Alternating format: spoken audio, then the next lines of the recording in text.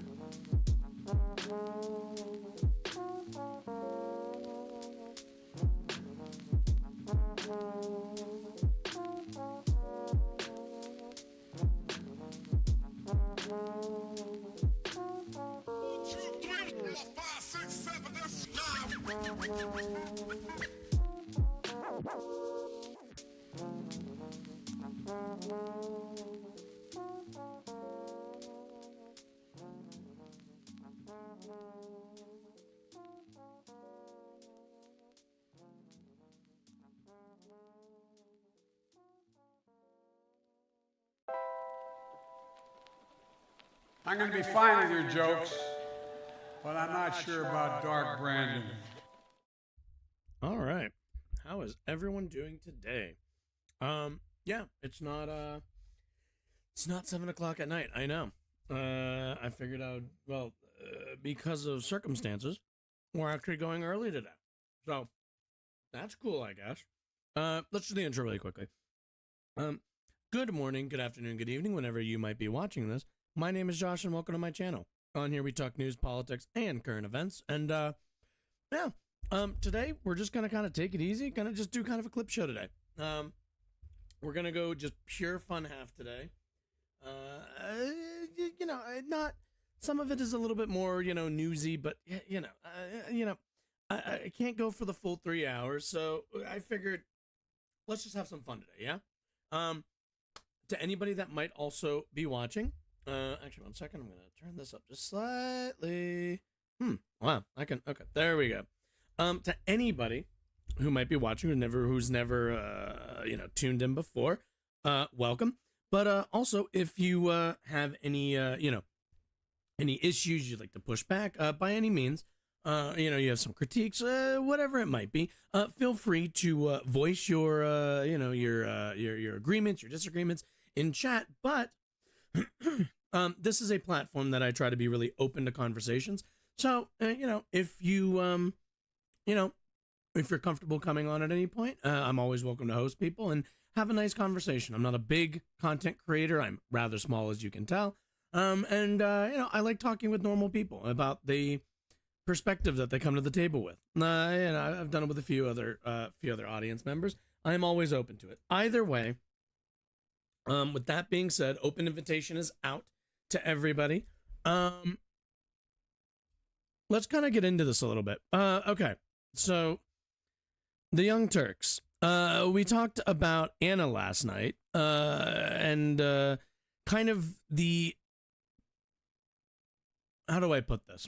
The odd similarities that I noticed between her coverage of retail theft and Tim Pool's coverage of retail theft. They were pretty unrecognizable between the two. And that's a bit disturbing. It's a bit concerning, to say more accurately. I'm not really 100% sure what's going on over there. I've been a Young Turk viewer for, I don't know, just a little under 10 years now. I discovered them back in like 2014, 2015, kind of when things started really heating up politically at the end of the Obama era. They've seemed to be taking this turn, I think, towards, quite frankly, being a bit more conservative. I don't know if I would call them conservatives in the way that we call, like, Republican voters conservative, or actual social conservatives, but certainly they've been attempting to brand themselves, attempting to align themselves in a very specific fashion. And I saw today uploaded Cenk Uygur, founder, host of the Young Turks, went on the PBD podcast, something we've taken a look at before, to discuss an announcement that they're making. Apparently it's massive. So let's go take a look. Also keep in mind, Cenk Uygur making a massive announcement on Patrick Bet-David's very conservative, very capitalist-friendly show. I don't think that's a shock. I don't really think that's a surprise. I kind of want to take a look at the comment section for this video. Let me see. Yeah, I want to see, 1 second before we get into the video. No, I don't need. Okay. Yeah, I want to know. Let's see. Where is it? Why did you get banned? Am I crazy? Why did you see Cenk at the top there? Oh, there. Oh, wait. No. What? Am I insane? Stop. Okay. When did this go up? Oh, 5 hours ago. Okay. Oh, yes. Okay. This is what I want. And I only really, after we're done with this, I want to look at the comment section. Okay. Anyway, which already, props to Cenk for being most confidently wrong. Lovely. Love that. Okay. Anyway, let's get into it. God, I love when my bastions of progressivism begin to shift to the right. I love that. Where are you going with your announcement? Look, I'm declaring Young Turks mainstream progressive. And so that's kind of bold because it's a made-up category. And when I say it, people all over the internet hate me, right, in every different faction. And they'll say, oh, who is Cenk Uygur to make up mainstream progressive? Oh, I'm not going to follow that. Nobody's going to follow that. Well, I'm planting a flag. TYT is Homo Progressives. That's the whole network. You're a leftist. You're mainstream progressive. You're a moderate Democrat. No problem. Everybody come to TYT, okay? Homo Progressives. But Young Turks, the flagship show that Anna and I do, we're mainstream progressive. Because I'm sorry, but I don't agree with the leftists. I don't agree with the radical left, right? So I don't agree with the establishment, and I don't agree with those guys. So we've got to have a home for us. And if you brought me a mainstream progressive that doesn't have some of the radical positions you guys are worried about, We win, we win, we win.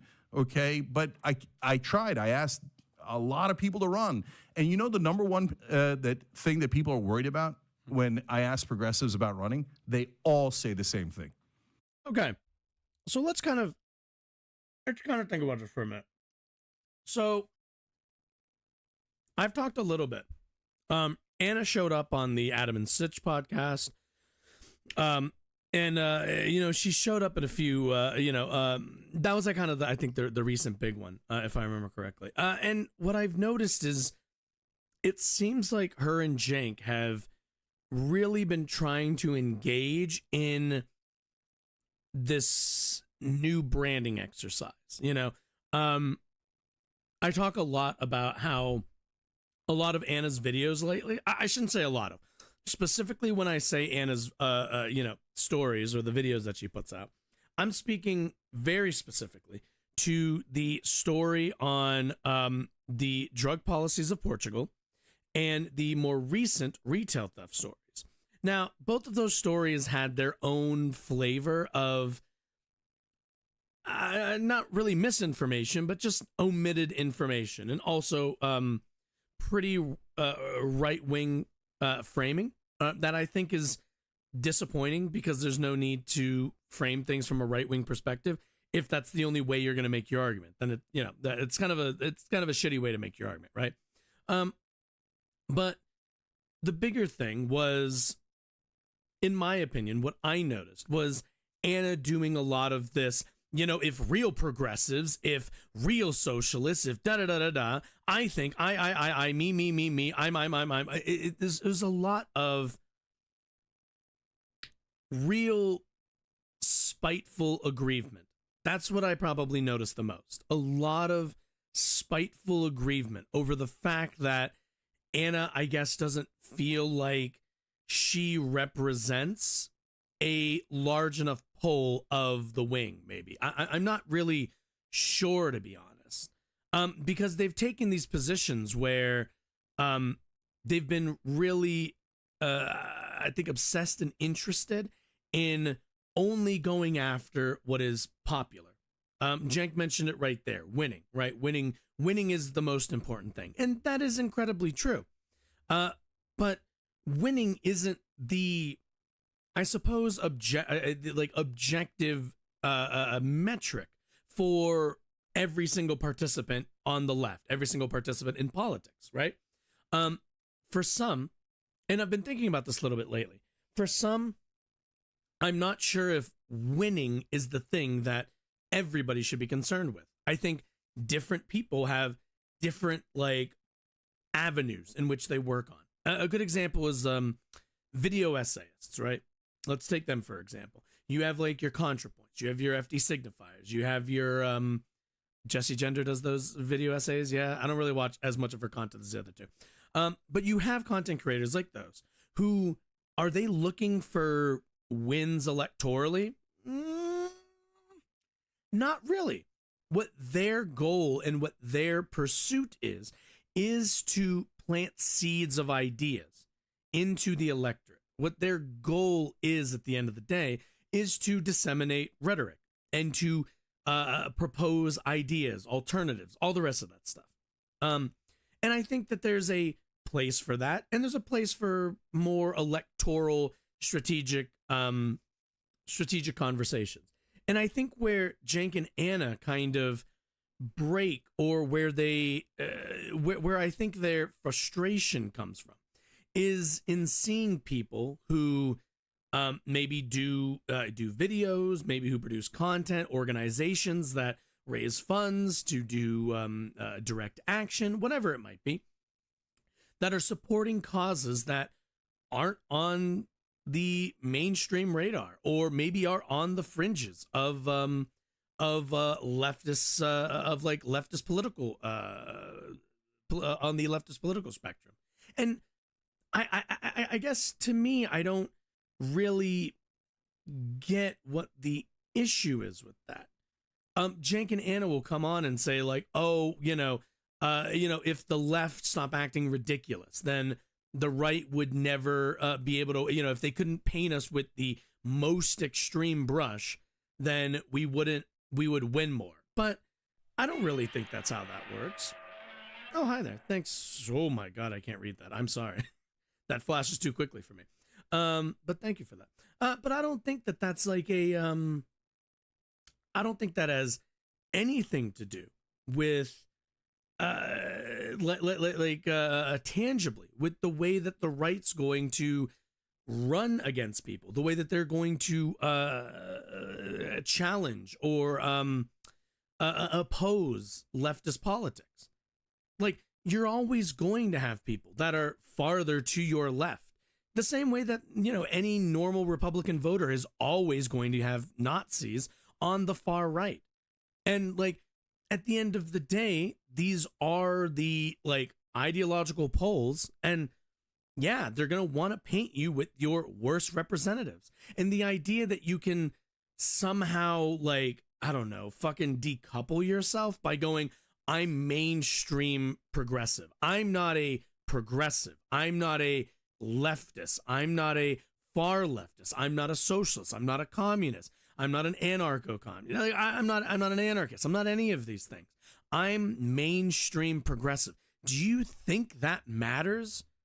Like, honestly, does anybody think that Cenk saying we're mainstream progressive, like, does that fucking matter? No, Republican voters don't care. Anything left of like Mitt Romney to them is a communist. They will call Cenk a mainstream progressive, a communist, because that's all that that's all their political strategy is. This isn't about like winning over more people. This isn't about fighting on, I think, more favorable ground to us. This is just delineating yourself from other leftist ideologues, other people of the left. That's all this is.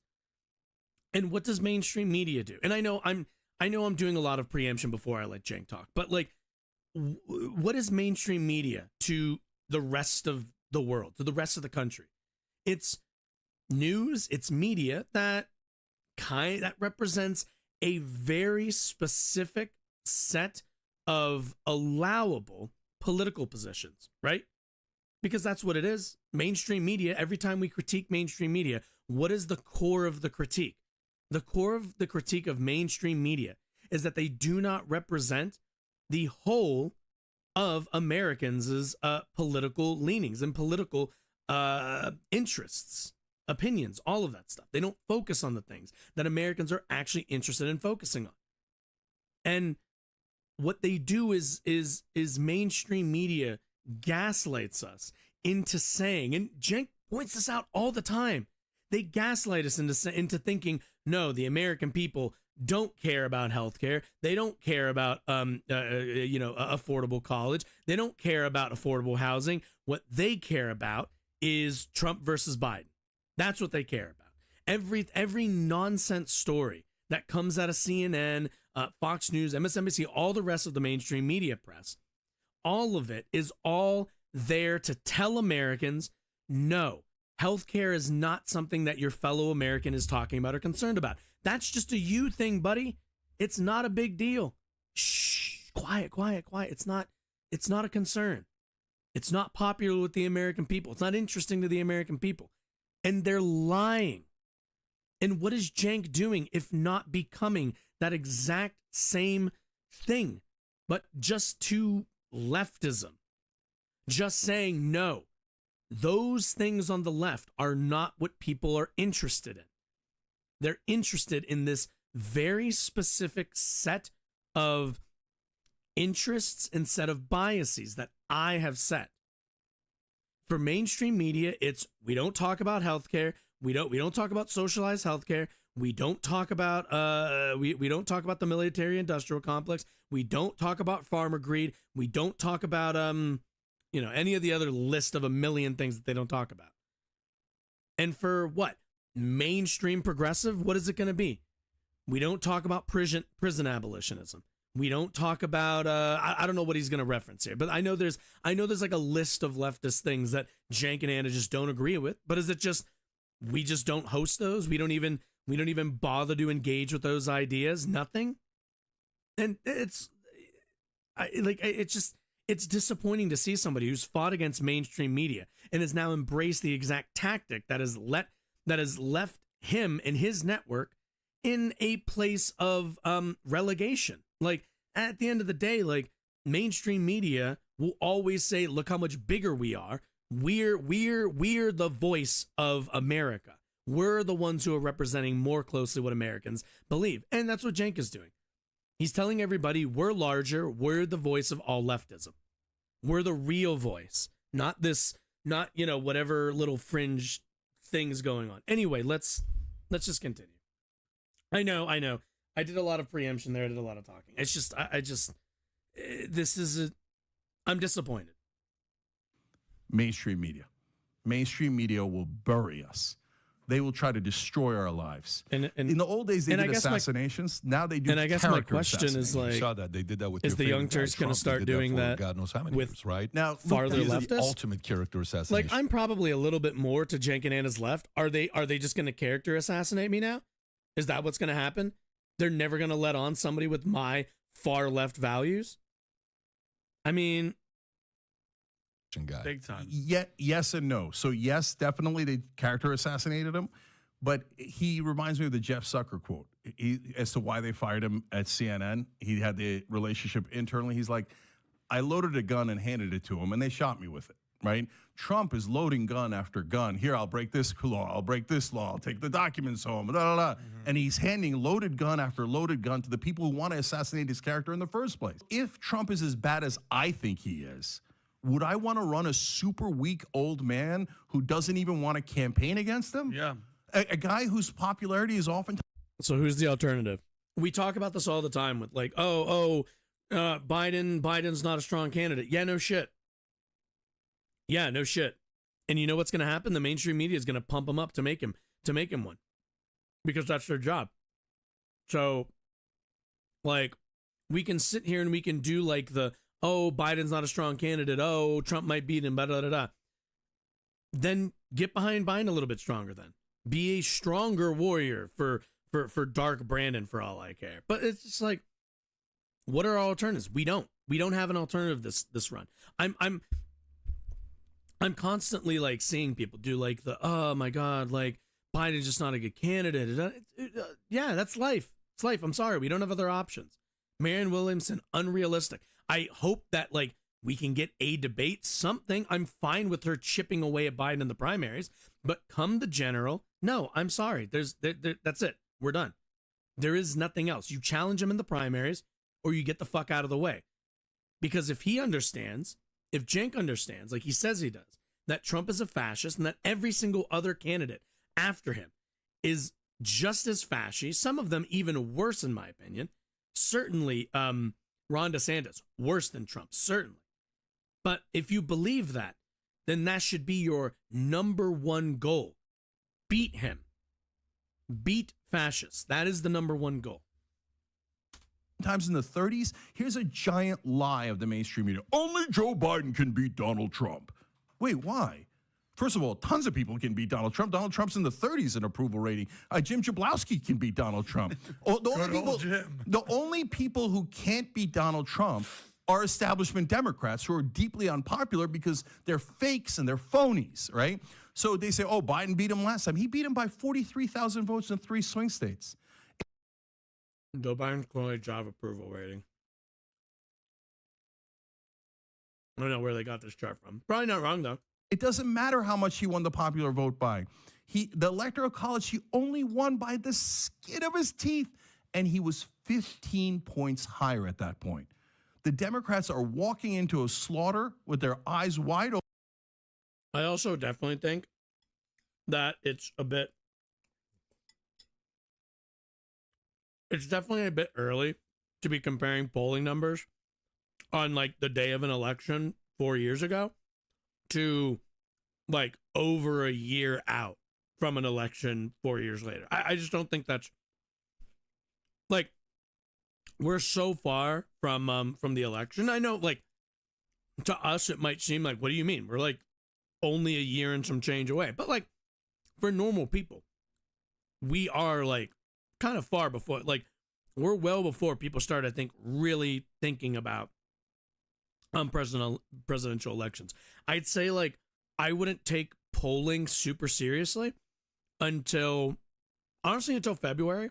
Once February rolls around, I think that's when it's like, all right, now we know what the ground looks like. Now we need to move forward in whatever direction. Open and saying, I would rather lose to Trump than have a progressive as our candidate. So let's stay on this. So number one, three announcements. You're not running. 2, Young Turks is now. Why isn't Cenk running? No, really. If this whole thing is about winning and they have the proper positions, the mainstream progressive positions that they can win on, why isn't Cenk running? If there was ever going to be somebody who had like the money and the resources, that's not like, a billionaire or some shit, it would be Cenk. So why isn't he running? The progressive mainstream media is what you're calling it. Is that fair? What I said? I mean, granted, he already Mainstream lost progressive. Mainstream progressive. I'm sorry. State Mainstream House, right? progressive. And 3, justice is coming. Put the link down. The first book you've ever written. We'll get back to this at the end of it as well. Just so if some people want to order his book, we're going to put the link below. One favor, just define progressive, and then at the same time, you said you weren't a fan of the woke left. Make that Oh, this fucking idiot. Yeah, okay. distinction. Is this dude always here? Great question. So number one, mainstream progressive believes in all of Bernie Sanders' economic policies. So paid family leave, higher minimum wage, Medicare for all, end of gerrymandering. Like, is this the line that we're drawing? Like, is it like, oh, like woke's over here, mainstream progressive is here, you got your like centrists, everything this way is, brainworms. Wait, let's do, what color should we do? Let's do this. No. We'll do like, and it's got the ripples. And then, unfortunately, it has a bunch of worms inside of it. All right. So, yeah, like, is this supposed to be like, oh, yeah, the woke left is all the way over here and super extreme, and we're the mainstream progressives here. Oh, wait. God, I'm so bad at, what's it called? No, stop. Okay. But it's like, all right. Like, so, do we need to, like, have all of these little, like, oh, well, mainstream progressive here, but like more to the center is like, you have, you have like, oh, you have your like blue dogs maybe, or, like where are communists? Are communists like all the way in the back or something? Like maybe woke's, maybe woke is like back here. Like, it's just stupid. It's dumb. It's like dumb internal, like bullshit. What's the word? Like factionalism. That's all this ends up turning into.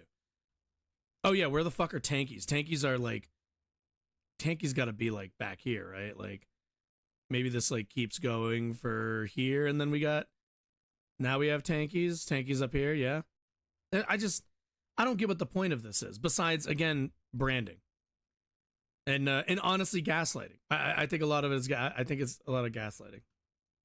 End of bribery in politics, corporate cash, etc. Those are all incredibly popular positions. 2/3 of the country wants all of that, okay? But you mentioned AOC. I wouldn't advise AOC to run. Some of her positions are too radical left. And the world's going to end. So she said the world's going to end. So why even run if the world's going to end? Well, that's a different question. That's about climate change, and we could come back to that. But am I a commissar? I don't know what that... Well, yeah. I will Google it and answer you, because let's see, how many M's was that? 2 M's, 2 I's. I work in, let's see, official of the Communist Party, especially. No. If you're asking if I'm a communist, no, I don't think it'd be fair to label myself as a communist. Certainly a socialist, although again, I don't read enough theory to feel like claiming that. Communism education officer. No, I am no. I do not have the proper educational background for that. I like to disseminate rhetoric. That's all. I'm a guy with an opinion on the internet. So one of a bajillion, it feels like. But she went on air on CNN. We're talking about abortion. 70% of the country agrees with us. They should be legal in the first 2 trimesters, right? And she starts referring to mothers as birthing persons. I'm like, what are you doing? You know how many people want to refer to moms as birthing persons? 2%. Yeah, and Okay. you're Wait. Oh my God. Are we back into the birthing person thing? Holy shit. All right. Do I need to bring paint back? No. No, I don't need to bring paint back. Plain and simple. The birthing person controversy is made up and it's dumb as fuck. Let's be really clear. Saying like the difference between a woman and a birthing person is pretty much nil. Mainly because a woman is a birthing person. We only use the term birthing person to include trans men. That's really it. That's literally it. It's just inclusive language to make sure that we capture all possible identities who have the ability to give birth. That's literally all. If that upsets you, if you're offended by that, then I don't know, like cry at home into some popcorn. But like, shut the fuck up about how it's like, oh, the American people disagree with the term birthing person. No, they don't. What the fuck are you talking about? Have the American people ever been asked, oh, hey, do you support the term birthing person existing? No, that's never been a thing. Nobody is actually upset about this except for a bunch of pearl clutching morons in the suburbs and apparently Anna Kasparian and I guess Cenk as well. I just don't understand what the big hullabaloo is about the birthing person stuff. Why are you guys obsessed with this? It's literally inclusive language. That's all it is. It's not on at best it would be like, maybe you fill something out on like a medical form because the doctor or whoever doesn't want to ask you if you're trans, whatever, it doesn't matter. But like, the end of the day, there are trans men who can get pregnant. They're not women. So how do we include them in the group of people who can give birth? The term birthing, it's not hard. I don't know what Cenk thinks people are voting on. Does he really think people are voting on fucking birthing person? No. Jesus. girl Anna caught some heat over that. Yeah, and so we drew the line and said, no, we're not going to call moms people with uteruses. And they're like, you're doing that out of nowhere. You're attacking us. You're not calling moms. You're calling people with uteruses people with uteruses. If you're going to run against Biden, you're going to run to try to win the country over. Mm-hmm. Don't go to the 2% position. Go to the 70% position. So many progressive policies are sitting right. You're right. Fuck trans people. Just keep in mind, that's what he's saying. Don't use inclusive language that accommodates trans people existing, because it's just too unpopular. Right there at 70%. Run on those. But she can't help herself. So she's going to run on things like birthing person. And I mean, look, some on the left now believe in abolishing prisons. What does he even mean?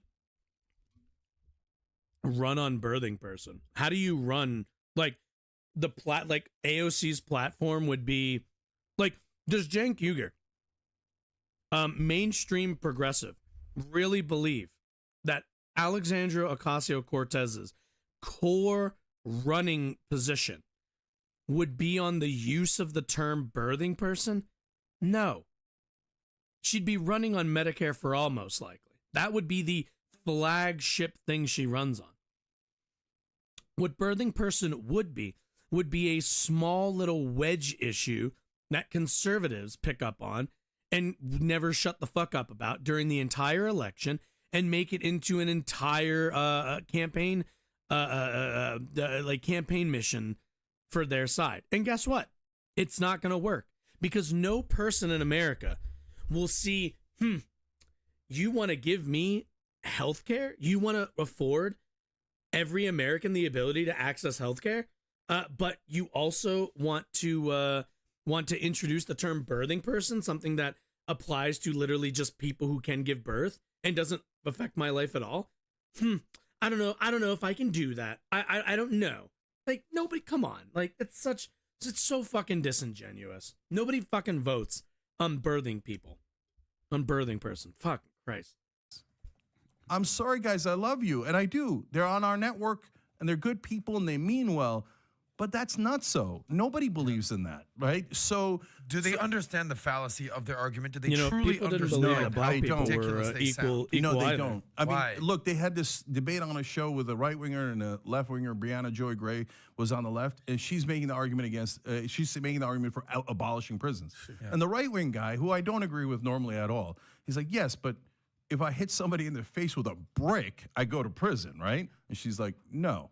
I'm like, What the come hell on, And come what was on, what was the come reason on. for that? Because Wait, was that the end of it? I don't know the clip, but like, is that the end of it? Did she say no and they moved on, or was there more context that you're leaving out? Because just like defund the police, it's not just about the slogan. People who say defund the police, if you ask them what they want to do after that, they'll tell you, oh, well, I'd like to defund the police and then send all of that funding to different organizations or different what's the word I'm looking for? Different branches of local government to fix some of those problems. So like somebody will most likely say something like, oh, well, I'd like to put more money into social services so that when people are having mental health crises, we don't call cops who have guns. We call social workers who have, pens, pencils, and clipboards, and an ability to deal and know how to approach those sorts of people instead of what we have now. It's not to say that, like, there are people who certainly want to abolish all policing in general, but also they'd like to replace it with a new system, because a lot of people also believe that the policing structure that we have here in the United States just isn't really adequate, which I think is fair to say. But again, you're getting obsessed and bogged down with slogans instead of, and part of me kind of feels like it's like oh, well, if I have to explain my position afterwards, after a slogan, then, it's not useful to me. But like, no, explain it. Like, we have to explain Medicare for all the time. What do right wingers always say? Medicare for all. You just want the government involved in everyone's healthcare. And like, you could say yes, and then they stop the clip, they clip you out, and that's it. That's done. You're done. But like, all of us would recognize that adding the context, explaining your actual position in a long form way is the actual honest way to engage. But I don't even feel like Cenk engages honestly on this topic. I get it. If you don't like prison abolition, if you're not interested in prison abolition, that's fine. But just say you're not interested in it. Don't pretend like it's like this crazy idea just because you framed it in a disingenuous fashion. Prisons are awful. That's true. Prisons are awful. That's why we should reform them. Like, for example, my whole life, everybody's like, oh, yeah, you get raped in prison. I'm like, why is that? Oh, yeah. Like, we should fix that. Comes with the sentence. Right. Do you know that more... Here's your jumpsuit and then some lube. Best of luck. You know, the last time I checked the stats, more men get raped than women because of prisons. That's insane. Because they moved away from soaps to gel. Like, Yeah. That's scientific. So Can anyway, you pull up? Whoa, more men? Yeah, because more men go to prison. No shit. so they're not wrong that prisons are awful and we should reform them. And Norway's the better model, even though it drives me crazy because I kind of like vengeance a little bit. But Norway. Yeah, I mean, I think Cenk understands that he likes Cenk over here is the Batman wanting vengeance. But like, yeah, if you ask any of those people who want to abolish prisons, most of them will say that Norway's system, that some of those Nordic countries, their systems of imprisonment, which is more based around reforming, are preferable. Most of them would say, yeah, I want to abolish the prison system so we can get that one. But we'll never get to that unless the prison industrial complex is destroyed. Like, we don't get there until, which I don't think from a strategic standpoint is true, but I understand how they come to that analysis. Norway brings down recidivism so much more than we do. What's their model? But they're saying, no, we get rid of them, and eventually we have kumbaya. We had them on the show. We asked 1,000 times, and then what? And they talk about, like, restorative justice. Oh, you can do restorative justice. You can, for a lot of people, right? That took the wrong turn. But some folks just are born different. This guy just murdered 4 people. Yeah, and I don't know if I agree with this. or at the very least, I don't think that we should calibrate a system of imprisonment, a system of social punishment, specifically to address, most efficiently people who are just evil. Because I think saying that like some people are just evil is kind of the easy way out, where it's like, look, we have to have this like unreasonably overbearing, like unfair system that just mass houses people and all the rest of them, because some people are just evil. And I think that's bullshit. And also it's something that you can't ever really falsify or prove. It's just, oh, why did somebody do this? Just because they're evil. Why did Hitler do the Holocaust and everything else? Oh, because he's evil. But that's not a fair assessment. That's not a fair analysis of like why the fucking Nazis came to power. Not at all. That's utterly insane. Like, no, these things don't just happen in vacuums.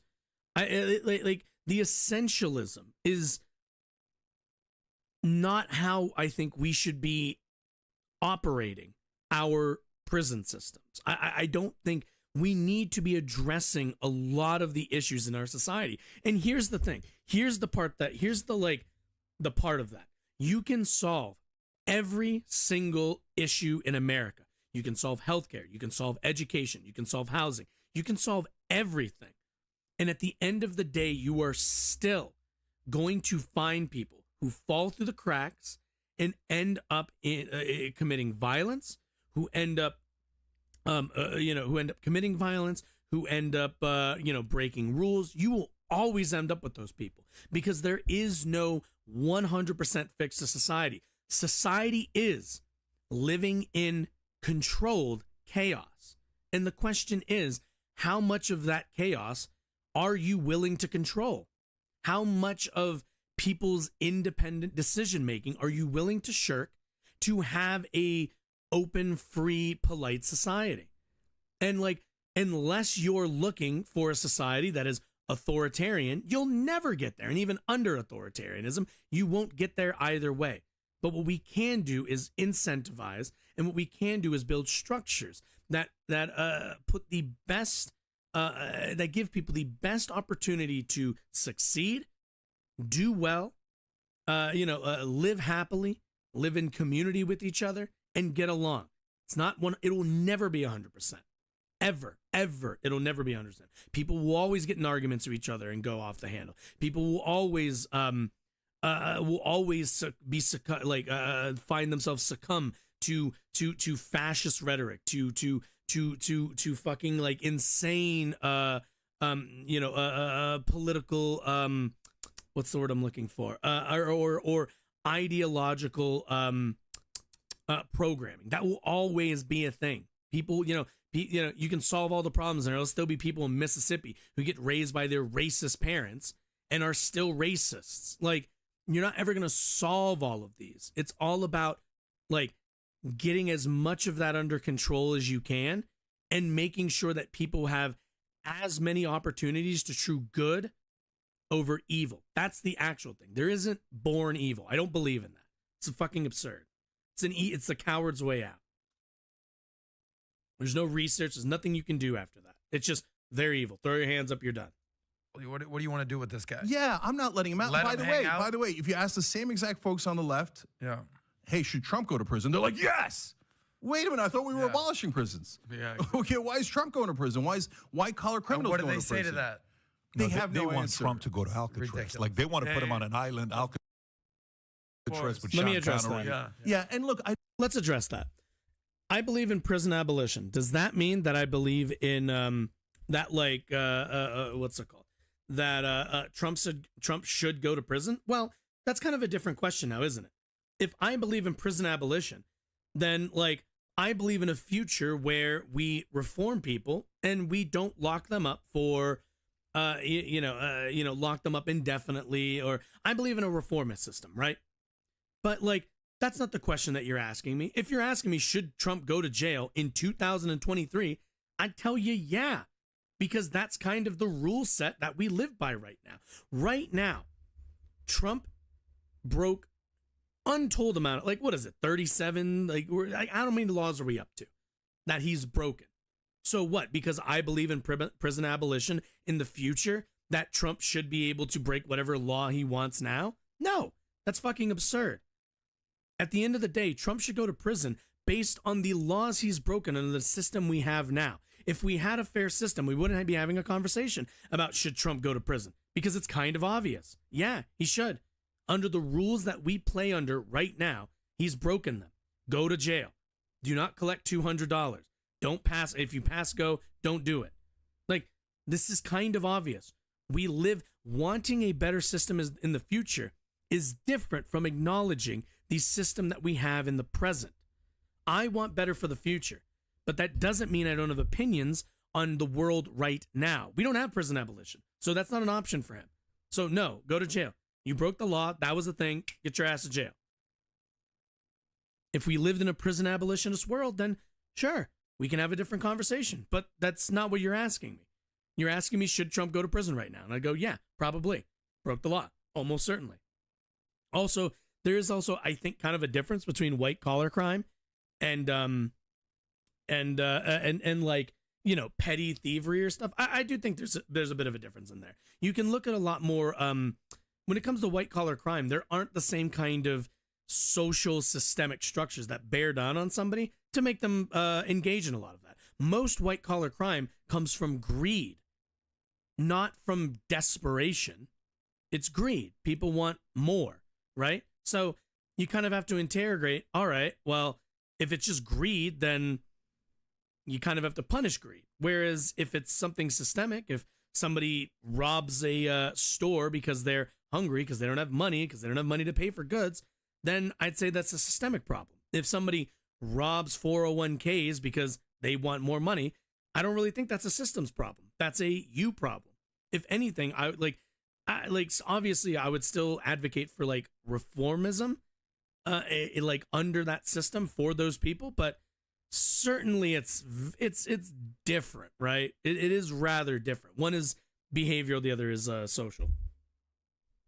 But, you know, and again, and I don't think people are born greedy. I think they just become greedy because of, again, I said it a million times, it feels like, because of systems. But whatever. Yeah, I don't know what that was, man. I don't know what's going on with the Young Turks. They clearly have been making the rightward shift, which I kind of can't really, like, they can't really deny that they aren't, because they are carving out some space for themselves to the right of other leftists.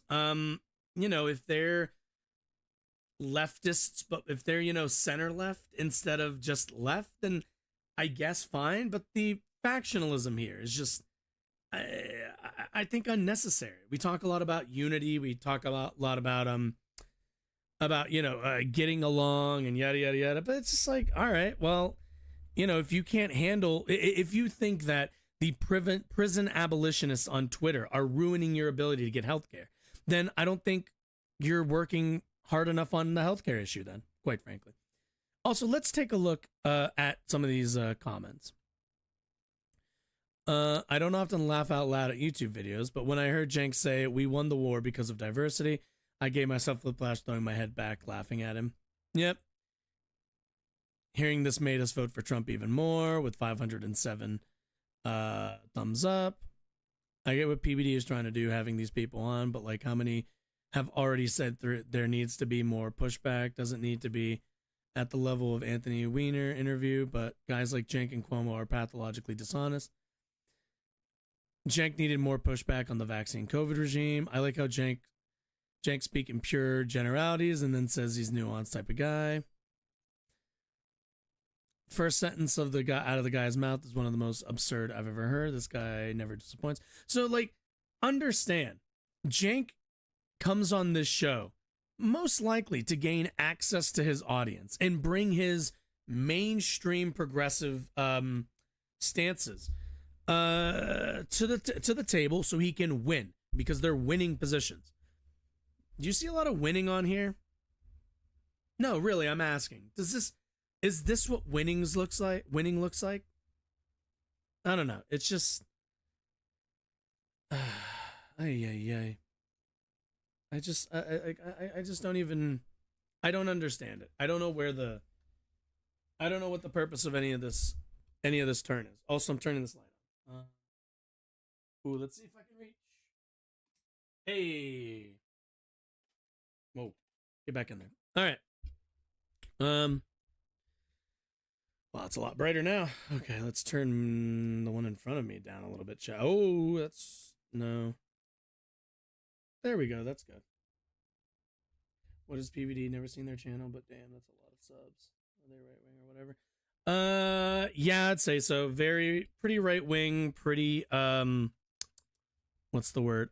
Very like capitalist, very capitalist adjacent. Very interested in the like the so the guy. It's run by Patrick Bet David. That's what the PBD stands for, and he's like a entrepreneur. Honestly, car salesman type guy. That's kind of the energy I get from him. And a lot of the bootstrapsy sort of stuff. I'd say not a fascist, but definitely more on the conservative side. But kind of, tries to LARP as like this, center right, reasonable man in the room. It's just kind of one of those things. But yeah, they do have a lot of subs. I didn't even check to see how many subs they have, but they have quite a lot of subs. Not a small channel at all. If you want, there's a video of me going over some other stuff on my channel. You should check it out at some point. Anyway, okay, so speaking of what's the word I'm looking for? Speaking of electoralism, you might have heard Joe Biden is the current front runner, and I mean, let's be honest here, he's going to be the candidate for the Democratic Party. At the moment, there's been an attempt to tie Hunter Biden's, I don't know, drug use or activity to Joe Biden. I haven't really seen a lot of this play out. Mostly, it seems like a lot of screeching. But I want to take a look because there was testimony from a Biden adjacent. I think they're a lawyer in the House. Let me double check to make sure I know. I don't remember what their thing was. Oh, what was their name? That's right, Devin Archer. Right. Let's take a look. Business associate of Hunter Biden. Sorry. So let's kind of take a look at. I guess the testimony proved that Joe Biden lied about something. I'm not 100% sure. Let's jump to this next story we got from the Post Millennial. I love this. We have testimony that Joe Biden is on the phone with Hunter Biden and his associates at the same time. We have testimony from one of Hunter's associates Tim is so fucking loud. that Joe Biden is getting kickbacks. And then CNN claims Hunter Biden was selling the illusion of access to his father to overseas business associates, which, by the way, is the most normal thing ever. The kids of senators, this is like an everyday thing. This is rather unremarkable. CNN says Hunter Biden was selling the illusion of access because Joe was on the phone, but Joe wasn't talking shop. Does he need to?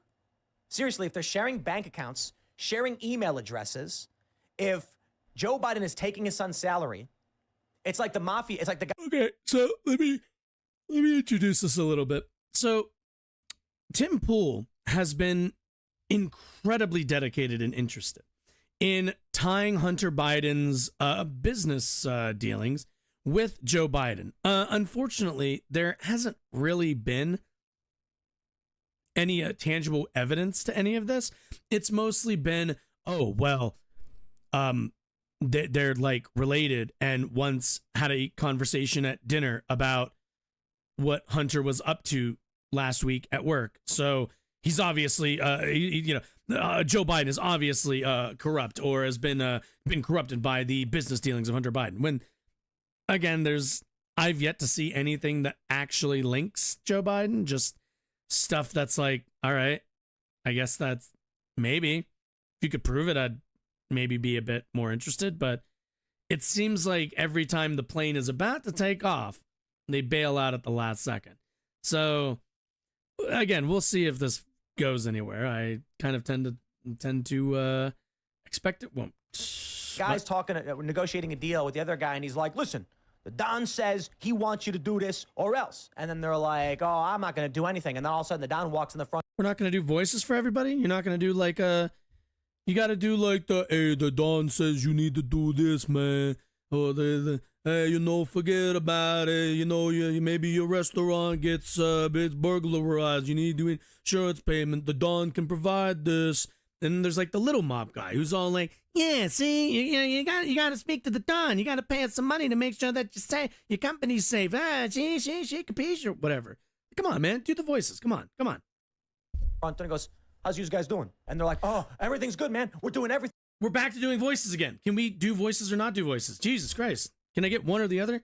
Thing you ask, and they run away. See, they're trying to make this claim that makes literally no sense. The moment you put Joe Biden on the phone, it's a whip crack. The vice president is in the room. Well, don't you forget it. So I hear your point and I agree with it, but also that claim is just not true. I mean, this is this was in the New York Post the other week of when apparently there's a text from. Is this person gonna what's it called? Push? I can't tell if he's pushing back or if he's validating Tim here. One of the Burisma executives, and he says to Hunter, "Can you ring your dad?" ? And then Hunter placed him on speakerphone, and sorry, this was not a text. This must have been a call. But Hunter goes on speakerphone with Joe Biden and says, "These guys, quote, need our support." So I mean, he wasn't just selling the illusion of access. He was putting these guys on speakerphone with his dad and telling his dad we need to help them. So well, I guess the question then would be, did Joe Biden or somebody in the administration change their position based on that relationship? That's kind of the next step, right? It's like, oh, they were on a phone call together. All right. Was there a change in policy? They always talk about that one. I think it's like a lawyer or somebody that was investigating Burisma or whatever. And they always talk about, they told him to fire the prosecutor. That's what it was. But that was in line with American foreign policy. So there wasn't like, we as the country, as the Americans of the administration, had already come to that conclusion. So it didn't really have anything to do with Joe or Hunter Biden. Okay. Where's that from? That's from New York Post. Actually, we'll hold on to this. Yes, I think it's fair to say that CNN is desperately lying. And what does the CNN article look like? I'm actually curious to see how they frame that, other than Post. Actually, I have the CNN article right here. Former business partner says Hunter Biden sold illusion of access to Joe Biden, source says. Devin Archer told the House Oversight Committee on Monday that his former business partner, Hunter Biden, was selling the illusion of access to his father, according to a source familiar with the closed-door interview, the latest development in the Republican-led congressional investigations into the president's son. The source also reiterated that Archer provided no evidence connecting President Joe Biden to any of his son's foreign business dealings. After the interview concluded, a second source told CNN that Archer did affirm to the committee that Hunter Biden was selling the, quote, illusion of access to his father, but later clarified that the president's son was actually selling the illusion of access to Washington, D.C., and knowledge of how it worked, right? Republicans and Democrats have both sought to highlight portions of Archer's hours-long testimony in a way that fits their competing narratives. Matthew Schwartz, managing partner of Bios Schiller Flexner LLP, and counsel to Archer, acknowledged both sides are claiming victory following Mr. Archer's voluntary interview today. But all Devin Archer did was exactly what we said he would: show up and answer questions, answer the questions put to him honestly and completely. Mr. Archer shared the truth with the committee, and we will leave to them and others to decide what to do with it. Representative Dan Goldman, a Democrat on the panel who sat through the portion of Archer's interview where he was questioned about Republicans, also said there were a lack of evidence connecting the president and his son's foreign dealings. Archer's testimony came as House Republicans. Goldman said that it was kind of preposterous premise to think that a father should not say hello to the people that a son is at dinner with, and that is literally all the evidence is. It was done. Yeah, can I see like some of the evidence? Let's see. Devin Archer's testimony. Ooh, interesting. Why did Joe Biden lie to the American people about, Devin Archer testified that the value of adding Hunter Biden to Burisma board was the brand and confirmed that the Vice President Joe Biden was the brand. Yeah, no shit.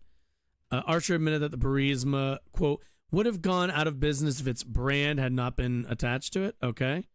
So, yeah, sure. December 2015, Zachevsky, owner of Burisma, and whoever, an executive Burisma, placed constant pressure on Hunter Biden to get help from. Wait, constant pressure? But it doesn't really sound like if they place constant pressure, it doesn't seem like it paid off now, does it? Testified that Hunter Biden put then Vice President on speakerphone during a business meeting. Over 20 minutes, Archer testified that Joe Biden was put on the phone to sell the brand. I don't know what this like. Okay. These phone calls include a dinner in Paris with a French energy company, and in China. Okay. Archer acknowledged that then President had coffee with Jonathan Lee, CEO of BHR in Beijing. Archer confirmed Joe Biden was referred to as my guy. Well, yeah, it's kind of his dad. Do you know how many my guys there are in my friend circle? Spring of 2014, Vice President attended a business dinner with his son, Hunter, an associate. So, dinner? It's just, if there was something more damning, I feel like we would see it. But there isn't now, is there? It's just kind of a lot of speculation. Yeah. Millennial. I think this is it. Former business partner says Hunter Biden sold illusion of access to Joe Biden. Former business partner says, source says. That is so ridiculous. That's hilarious. Former business partner. We got a source saying a former. Yeah. A couple. Well, yeah. If it hasn't been released to the public and you would like to know what the interview sounded like, you're going to get a source. I mean, it's like silly wording, but yeah, that is kind of. It's not the first time you've ever seen it. Degrees of separation. I'm surprised they published that. Plausible deniability right there. Yeah, we know. It is like, Tim, as you were doing your mafia metaphor, it's like if the mob member was like, hey, we got a job for you, but before you go, you're going to take my son along. Like, how is that not mafia interference with the guy's son? Also, Joe Biden never asked. First of all, in that analogy, Joe Biden would be asking Burisma, hire my son, maybe I do X. But there is no evidence to actually back that up. It's just he works somewhere. He's related to the vice president. He kind of used that connection to, what's the word? Gain a little bit of influence in the company, maybe. But that's kind of it, right? Like, all right. Like, again, the analogy breaks down the minute that you actually start to graft it onto the topic and onto the facts of the case. Joe Biden, at the end of the day, did not ask for Hunter Biden to be given a job at Burisma. Like, he just got it, probably because they wanted a connection to the vice president. Because any business, this is how, like, all business works. A lot of these kinds of businesses, like, especially in the United States, how many U.S. businesses have former senators on their boards, former Congress people, presidents even? How many of them? And why do you think they're there? Do you think it's because any of these people are like knowledgeable on the topics or in the businesses that they're involved in on the boards of? No, it's because they have connections. What we're talking about is connection trading, which, yeah, it's like it's not great. I don't love it, but it's not illegal, and it certainly doesn't seem like, again, we have any evidence that there was ever any quid pro quo, that there was ever any do this and I do this. There was always just, hey, we hired you. Can you get us in the room with your dad maybe? And like, he was like, oh, here, I'll put you on speakerphone. And like, it's kind of, or like, oh, we're at dinner or whatever. But again, there's no evidence to show that there was any policy change because of those interactions. And without that, there's nothing here to talk about. And again, all we're really describing either way, like if you want to talk about government corruption, that's fine. But like, this is a case where Republicans only want to talk about this very specific case. Government corruption is rather rampant here in the United States. But somehow we've become, the Republican Party has become obsessed with government corruption from the White House, because it's the only time they're interested in corruption is when it's not committed by their members or their president. Like, come on. Is there any way to deconstruct this Hunter Biden shit for left and centrist populists who can't shut up about it, or is it a lost cause? It feels like It's just unfalsifiable conspiracy talk. Yeah, for the most part, yeah. It's like there's just like people who already, I think, believe that, like Joe Biden is corrupt because of Hunter Biden's business dealings. It's kind of like it's kind of like I'm trying to think of like an analogy. It's just there's no there. Like, yeah, do I have like Joe Biden for decades was known as the senator from MBNA. I think it was MBNA. I always forget what the acronyms are. But like, and the reason for that is because he came from Delaware, a state where a lot of credit cards house their businesses, where they operate out of because of friendly tax laws. And for most of Joe Biden's career, he's been a very pro-corporate president. But like, we already know that.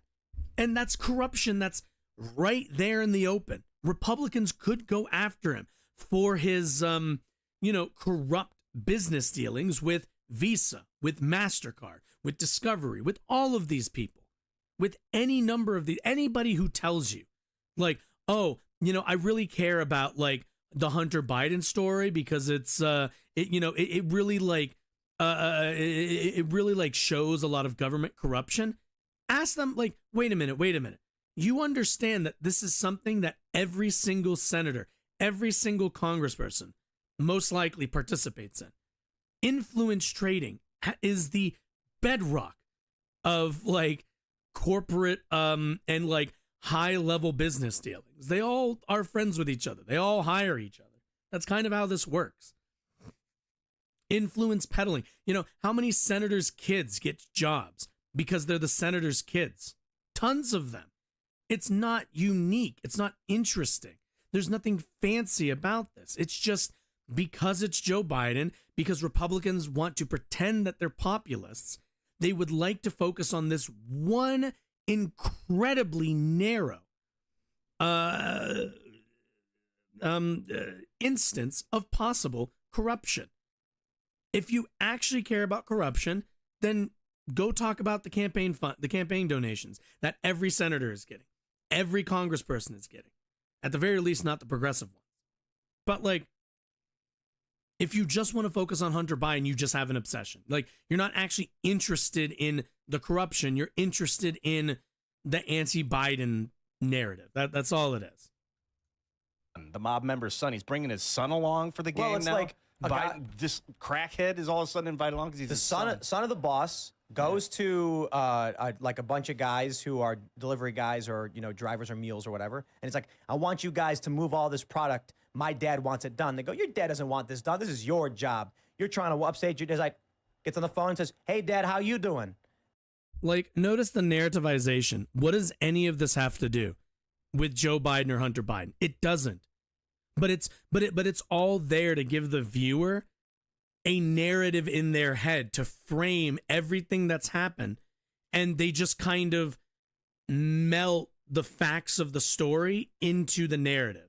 You build the narrative and then you kind of like make everything fit into that narrative. That's why they do so much narrativization. And then his dad's like, everything's going good, son. He's like, yeah. Because if they actually had a direct they're saying link, everything's good, they right, just boys? say it. So he didn't talk shop, but come on. Well, we know exactly what that was. Well, but I agree. Like, even if you're doing that, it's still fucked up. Like, if this dude, Devin Archer, is like, yeah, he didn't talk shop. Do you notice, what does Tim Pool say? Come on, he didn't talk shop, because there's no convincing him.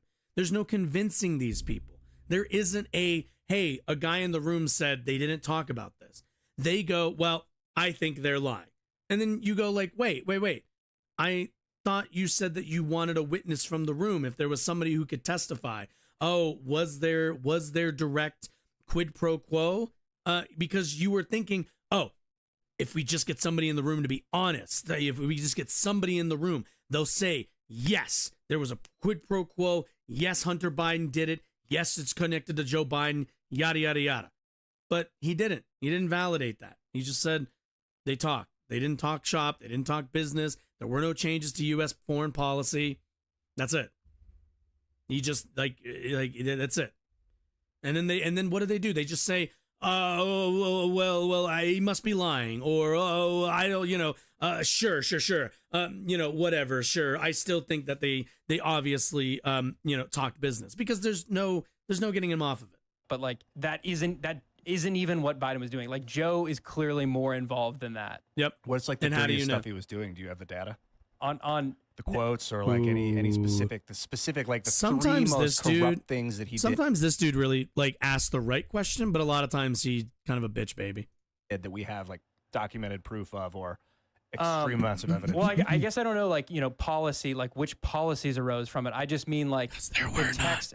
I don't know if there's anything that originates actually from Joe, but it just like the text that Tim referenced earlier of Hunter saying, Pops. He's talking to his nephew or his daughter or something. He's like, Pops takes 50% of all my shit. I'm not going to do that to you when you get older.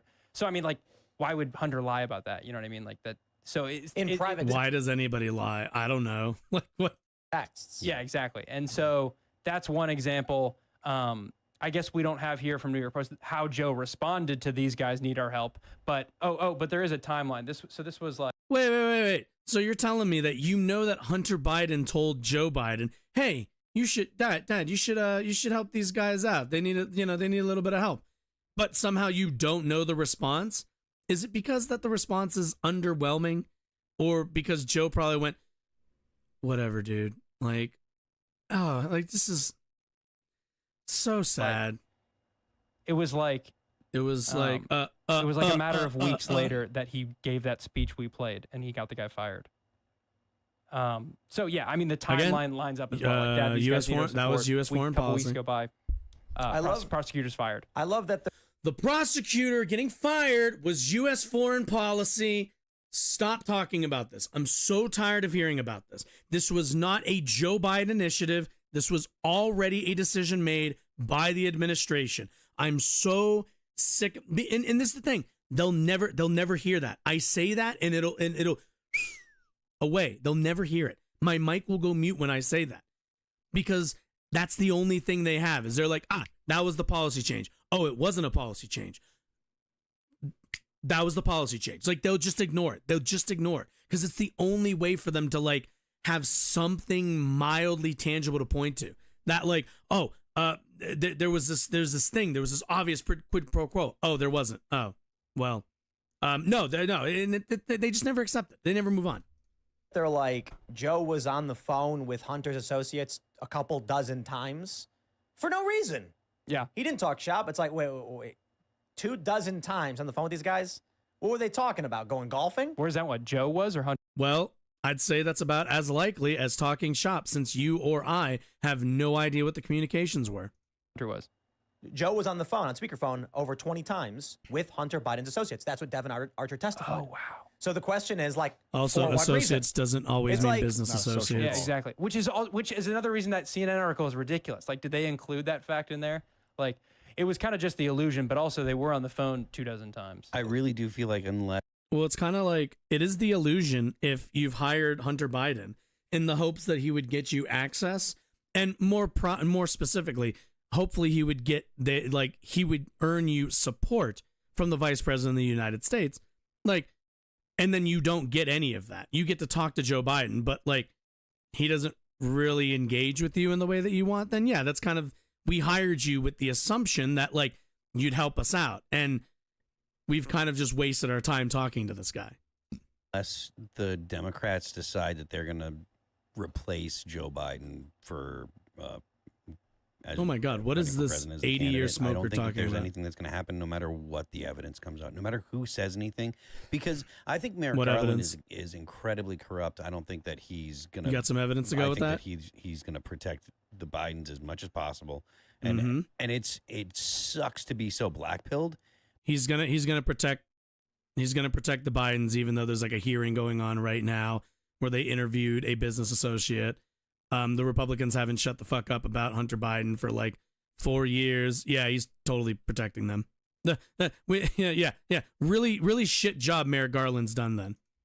But really, I mean, the evidence is overwhelming that it's worth having hearings about, and you can barely get, and Democrats don't even want to hear the evidence. So I I hate the fact that I'm black. Unfortunately, Did you it say doesn't that, that exist. you think they are going to replace Joe Biden? Like the other dude mentioned this. He was like, "Do you have a quote? Do you have something like that links it, something direct?" And dude's like, it's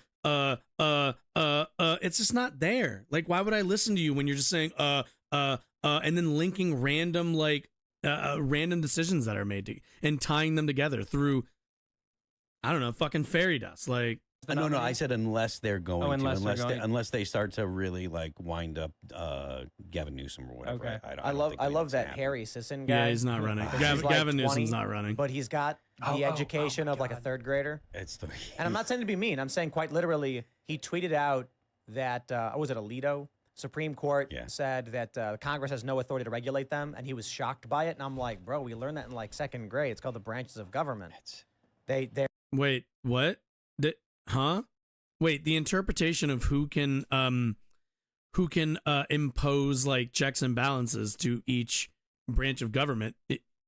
First of all, you didn't learn that because that decision came out like what in 2000 and God, when was that? 2003 maybe? I don't remember when Alito came out with that decision because I know that's a kind of more recent one. But yeah, we don't.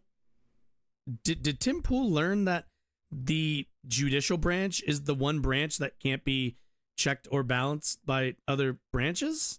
Like, what?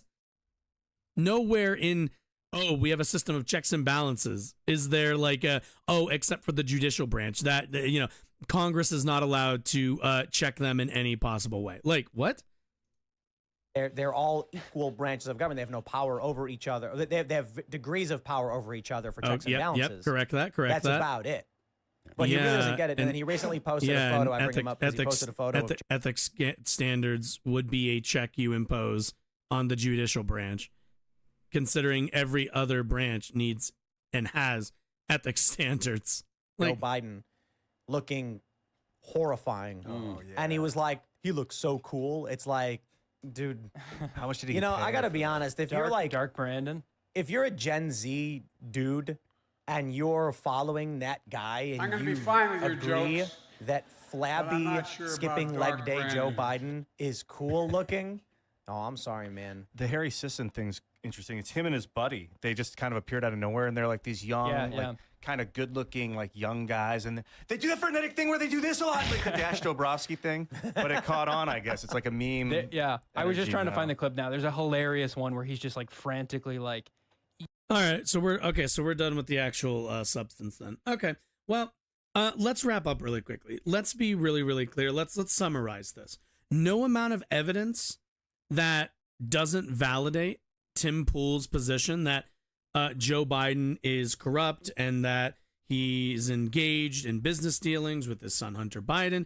No amount of evidence to the contrary will ever move Tim Pool's position, because Tim Pool has already decided that he doesn't like Joe Biden, and Joe Biden's somehow more corrupt or uniquely corrupt compared to literally every one of his contemporaries in government. It is a position of idiocy, and one where that kind of lays bare, I think, the actual concern for corruption that Tim has, which is not at all.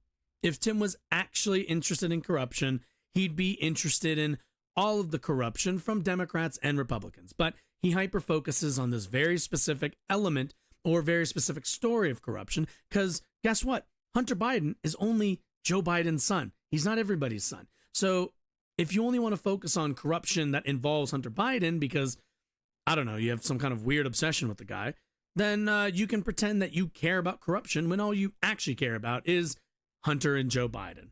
That's it. If you actually care about corruption, you'd actually talk about corruption. So, anyway. Anyway. Let's see. What should we, nah, it's fine. I'll be fine. No. I want something to drink. Okay, we're going to take a quick break. We got 2 more videos. Next one, we're going to take a look at Massachusetts. I guess they're passing more gun laws. I don't know. Colion Noir, though, paid stooge of the NRA, is rather upset about it. He's a bit triggered. So we'll take a look at kind of we'll respond to him as usual. Yeah, Let me hit the thingy. There it is.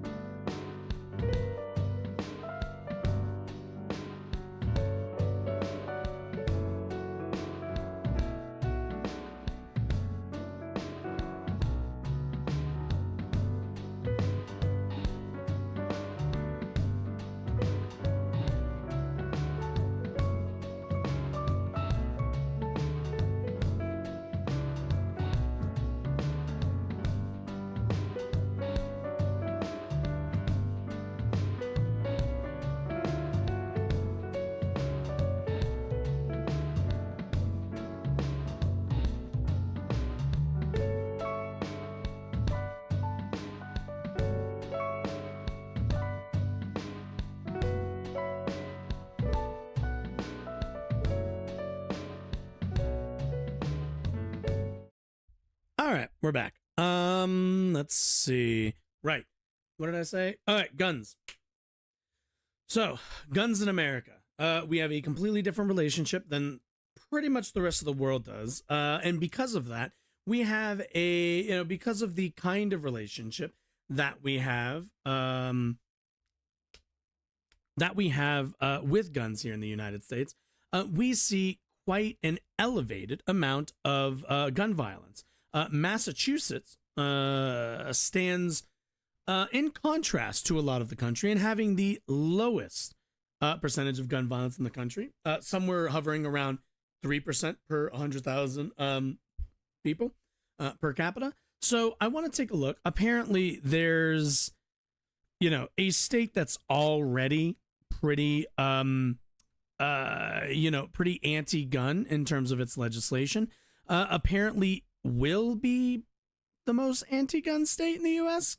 at some point, even though I kind of feel like they're already there. But anyway, let's go take a look. What more is Massachusetts doing to become the safest state in the country in terms of gun violence? And by the way, that includes suicides. So, Massachusetts was never really the most pro-gun state in the world. It actually was not very pro-gun at all, come to think of it. And now they're doing this. So Massachusetts is in the process of overhauling its gun laws. House Democrats introduced a sweeping piece of legislation last month that would essentially rewrite them. But a gun owners group says the proposal violates the Constitution. One year after the Supreme Court struck down the concealed carry law in Massachusetts, Representative Michael Day introduced House Bill 4420, an act modernizing firearm laws. There can be no dispute that gun violence is on the rise, certainly around the country, but even here in Massachusetts where we have great laws. The bill rewrites licensing procedures, revamps regulations for training and selling firearms, and expands extreme risk protection orders, also known as red flag laws. It also cracks down on ghost guns. This is really intending to get at those that are evading our code of laws through the advancement of technology and criminal behavior. It's so... Oh, yeah. Okay, oh, shit. I forgot the transition. My bad. Here, we'll go back. Carry law in Massachusetts. In the world. It actually was not very pro-gun at all, come to think of it. And now they're doing this. So Massachusetts is in the process of overhauling its gun laws. House Democrats introduced a sweeping piece of legislation last month that would essentially rewrite them. But a gun owners group says the proposal violates the Constitution. 1 year after the Supreme Court struck down the concealed carry law in Massachusetts, Representative Michael Day introduced House Bill 4420, an act modernizing firearm laws. There can be no dispute that gun violence is on the rise, certainly around the country, but even here in Massachusetts where we have great laws. The bill rewrites licensing procedures, revamps regulations for training and selling firearms, and expands extreme risk protection orders, also known as red flag laws.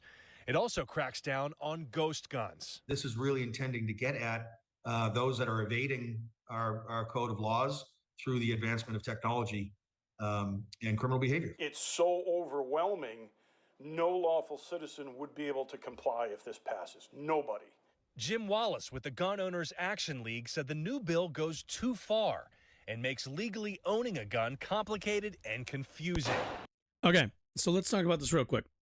Complicated and confusing. So, is there a kind of point where I think that gun laws like go too far, right? Yes, absolutely. Absolutely. There's obviously going to eventually be a point in which we have to say, yeah, this isn't really working out, or this has gone too far. I think that's rather what's the word I'm looking for? Rather I see a big internet drop. 1 second. All right, are we good? We good? All right, I think we're back. Yeah, okay. Yes. 1 second.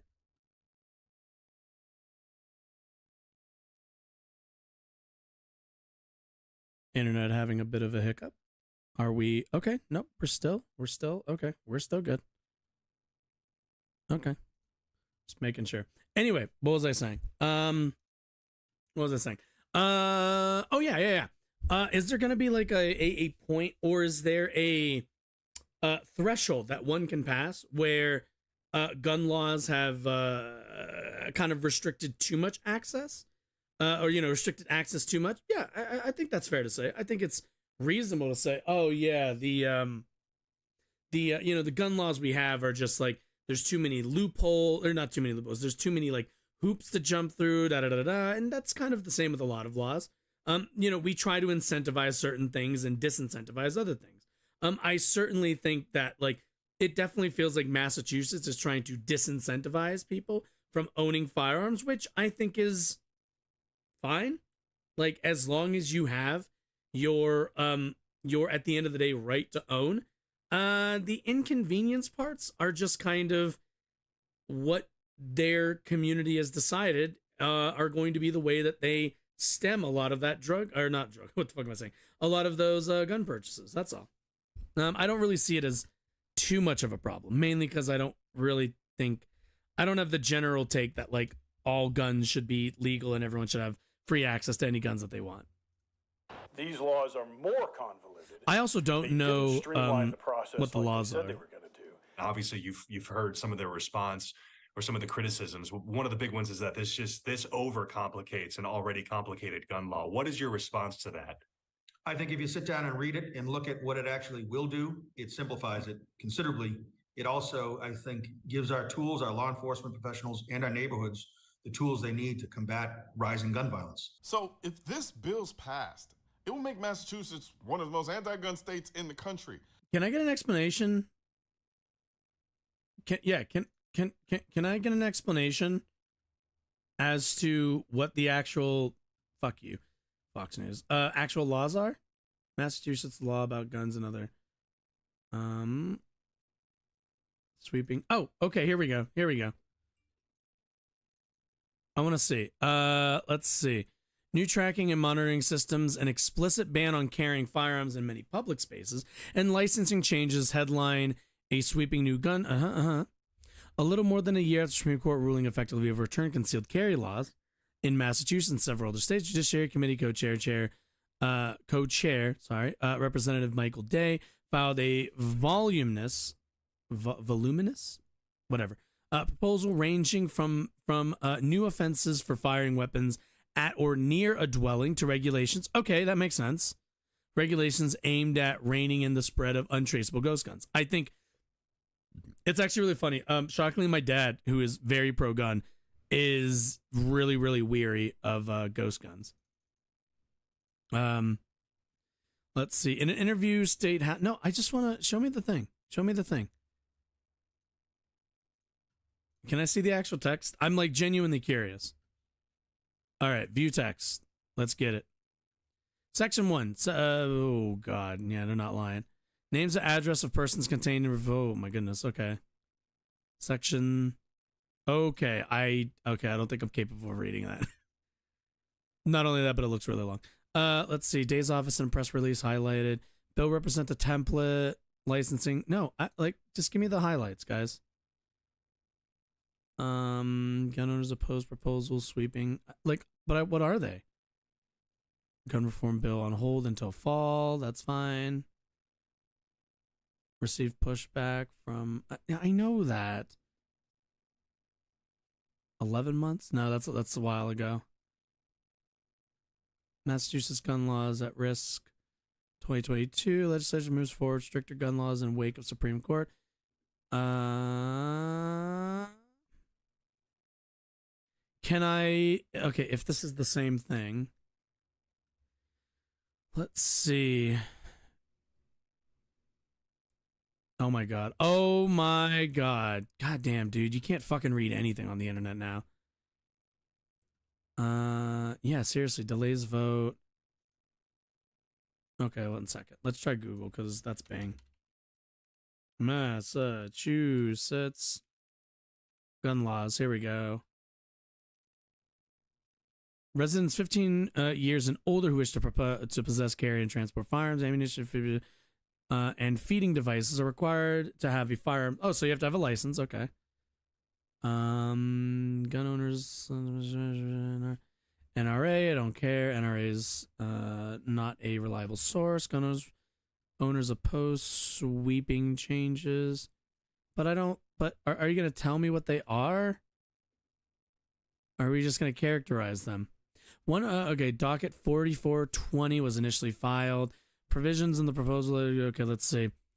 Let's seek to crack down on various loopholes, like the one allowing assault rifles manufactured before the state's ban. Stop. Provisions banned to be legally purchased. It also seeks to require serial numbers on weapons that are assembled and finished by gun owners. Okay, which are sometimes called. Okay, so good, right? Because they're untraceable and not stamped with serial numbers, it would ban anyone from carrying a gun in schools. Schools, polling places, government buildings, and onto private property without the owner's permission. Okay. Another provision creates a commission to study funding for violence prevention. That's cool.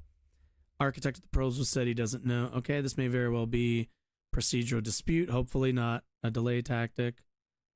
Okay. So again, so if we take this for what we can find, which is what? Let's see. So like what? Closing the loophole of allowing assault rifles manufactured before the state's ban to be legally purchased. All right, that makes sense. Serial numbers on ghost guns. Like I don't really. How is that hard? I don't know. I want to know what the actual laws are. And that's saying a lot when you have anti-gun states like New York and California to compete with. But when you look closer at the proposed measures in this bill, you quickly realize that show me. Massachusetts has lost its damn mind. I kid you not. This bill bans the... They also haven't lost as many lives as Mississippi, Alabama, Wisconsin, Wyoming, and many other red states that have incredibly high gun violence rates. Ability to shoot at silhouette targets at a gun range. No, seriously. Oh, here we go. Not permit shooting at targets that depict human figures, human effigies, human silhouettes, or any human images thereof, except by public safety personnel performing in line with their official duties. So cops can do it, but people can't. See, now I'm kind of curious because they're taking a lot of this out of context, or at the very least, they're picking what they want. Fine, we'll look. I'll look it up. Where is it? Let's see. Is this it? No. I want the new ones. New. Update proposed sweeping NRA ILA. Okay, can you give me the text? Full breakdown of the bill. No, I'm okay. I don't need full. God, I can feel the fucking unveils. Here we go. There it is. Okay. Can I open this in a PDF form? Oh, actually, wait. No. Okay. 1238. Fuck. Is this? Wait. Do these have? Oh, wait. Let's do. Can I view as a P? Fine, whatever. Download as a PDF. It's fine. All right, open. Let's take a look. What did he say? What is it? What are we at? 1238. Jesus Christ. Yeah, this is big. 1238. Let's see. So, all those targets that are in the shape of people, you won't be able to shoot at them anymore. How is this saving lives? Looks more. Also, why do you care why do you need to shoot it? Okay, so can I ask the question, why do you need your targets to look like people? Am I allowed to ask that question? First of all, if you're wondering why somebody would care about this, well, I do kind of think it's a bit, I don't know if it's really great for us to have people train to shoot people who aren't police. Quite frankly, I don't really think that's something that regular people should be training in terms of like their mindset to be shooting at. I just don't. There's no reason why you can't shoot at normal circular targets. There's just no real reason to it. Second of all, let's take a look at the rest of the context of the bill, shall we? Now, again, I haven't read these. Oh, how's it going, Lakshmi? I haven't looked at all of this. I've never read this before, so this is going to be new for all of us. Section 125B. Oh, sorry. A lawfully incorporated sporting or shooting club, upon application, be licensed to sell or supply ammunition for regulated shooting on their premises, as for skeet, target, or trap shooting, provided, however, that such club licensee shall, on behalf of said club, be issued to and exercised by an officer or duly authorized member of the club who themselves possess a license to carry a firearm. Okay, this is basically that one. Cool, that makes sense. A colonel of the state police may, after investigation, grant a license to carry to a club or facility. That makes sense. The club shall not permit shooting at targets that depict human figures, human effigies, human silhouettes, or any human images thereof, except by public safety personnel performing in line with their official duties. Doing pretty good. We are looking at Massachusetts gun laws and kind of the freak out about them, because I think that people who freak out about gun regulations are irresponsible gun owners. But I'm doing well. Thank you for asking. I appreciate the kindness. Let's see. So yeah, okay. So no shooting at humans unless your job is literally to shoot at humans, i.e. the police. Not allow the removal of any large capacity firearm or feeding device from the premises except as permitted by law in order to transfer to a licensed dealer, transfer to a licensed gun. Okay, so secure a locked container and secure in a locked container and unload during any lawful transport. Makes sense. Permit the colonel to designate, sure, whatever, to inspect all firearms owned and possessed by the club upon request during regular business hours. Okay, that makes sense. Annually file report with the colonel of the state police and the commissioner of the Department of Criminal Justice Information Services, listing all services capacities, listing all large capacity firearms and large capacity feeding devices owned and possessed under the license. Okay, so yeah, seems like okay. So no shooting at human things. That I don't really see how that infringes on your right to own a firearm. More like tyrannical control and mental conditioning to me, but who am yeah, mental conditioning. That is, you do understand that. Wait, you get that school is mental conditioning, right? We have laws against murder. That's mental conditioning, idiot. Why? This bill will require not only all guns be registered, but also each and every Sounds magazine. great. It also bans anyone Sounds under the cool. age of 21 from buying or carrying a semi-auto. Whoa. We were cool with being quotes earlier. What about that one? No. Seriously. We had a quote for that other one. We had something from the text. Give me those two claims again. Conditioning to me, but who am I? This bill will require not only all guns be registered, but also each and every magazine. It also bans anyone under the age of 21 from buying or carrying a... All right, let's take a look. Magazine is used 9 times. Let's see. 100 rounds to tighten any loose screws and to clean. Okay. Detachable magazine. Okay. Oh, let's start at 1. Start at 1. A copy or duplicate of any firearm listed or meeting the standards of Section A and F, inclusive, that was manufactured or subsequently configured with an ability to accept a detachable magazine. Okay, that has nothing to do with that. Feeding device, any magazine, belt, strip, drum, or similar device that holds ammunition for a firearm, whether fixed, let's see, section as so appearing, is hereby further amended, striking out the definition of firearm and inserting in place thereof the following definitions. Feeding, okay, so this is definitions. That makes sense that that'd be kind of early. Fixed magazine, an ammunition feeding device contain, again, a definition. Large capacity feeding device, fixed or detachable magazine, belt drum. Okay, we read that one, I think, already. Undetectable firearm or firearm that after removal. So these are all definitions. Okay, let's take a look. So no, it doesn't actually say that. Okay, so it doesn't say that. Semi-auto rifle or shotgun. I guess 8. This bill will require not only all guns be registered, but also each and every magazine. It also Right. So again, I'd love a quote for that. You don't have one. Registered. 14 times that's mentioned. Petitioner is used. Physician, nurse, registered nurse. Okay. All firearms and feeding devices possessed in the Commonwealth must be registered in accordance. Okay, this is maybe what he's talking about. Okay, cool. I don't know why I didn't bring up the quote for it, but that's okay. All firearms and feeding devices possessed in the Commonwealth must be registered in accordance with this section. All firearms and feeding devices purchased, acquired, manufactured, or assembled in the Commonwealth shall, at the time of purchase, acquisition, manufacture, and assembly, be registered unless the firearm is imported.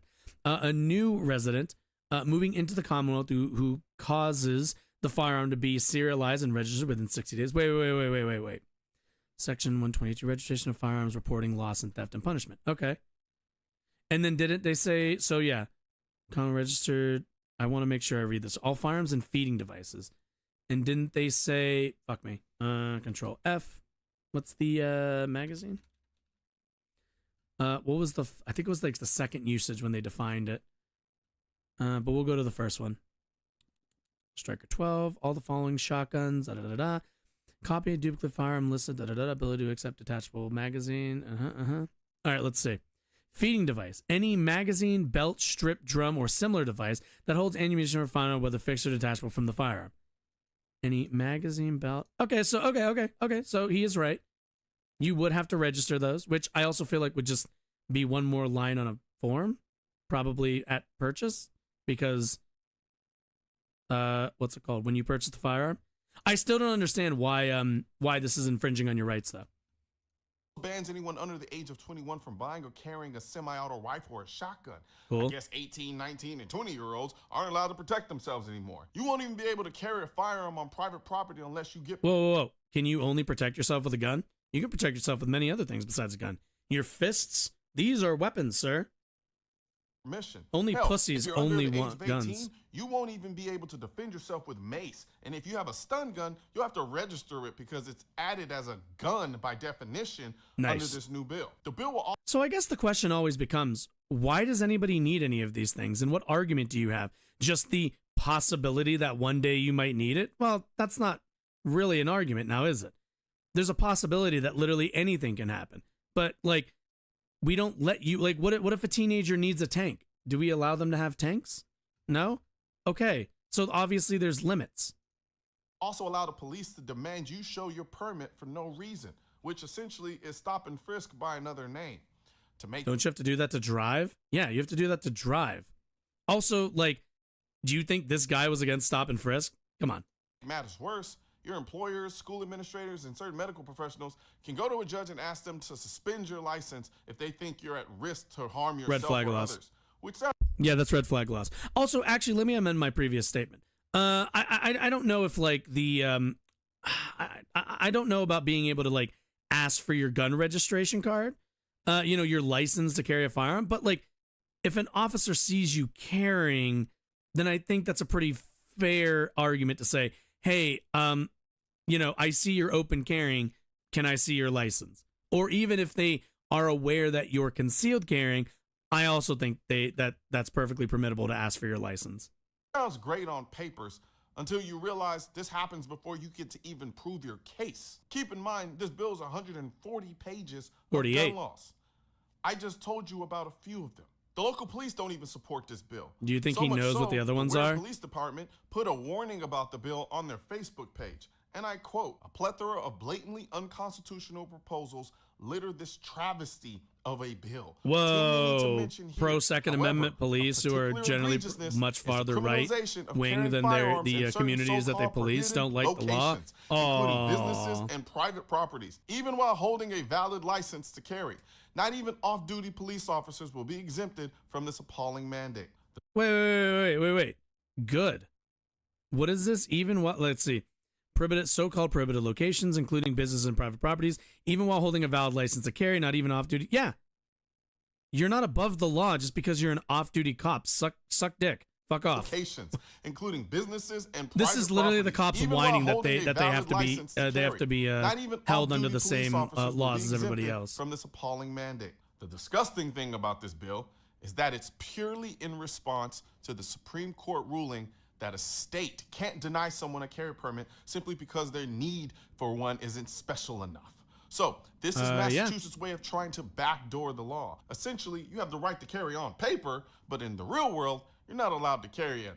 Oh, actually. And I find it really funny that like people like this can only really understand laws that incentivize and de-incentivize certain activity when it comes to gun laws. This is the only time they can seem to understand that concept. If we say like, requiring people to have a driver's license to vote, IDs to vote or whatever, negatively and very specifically affects a certain demographic of people who generally don't have licenses, meaning that you are trying to target those people. And these people go, oh, that's ridiculous.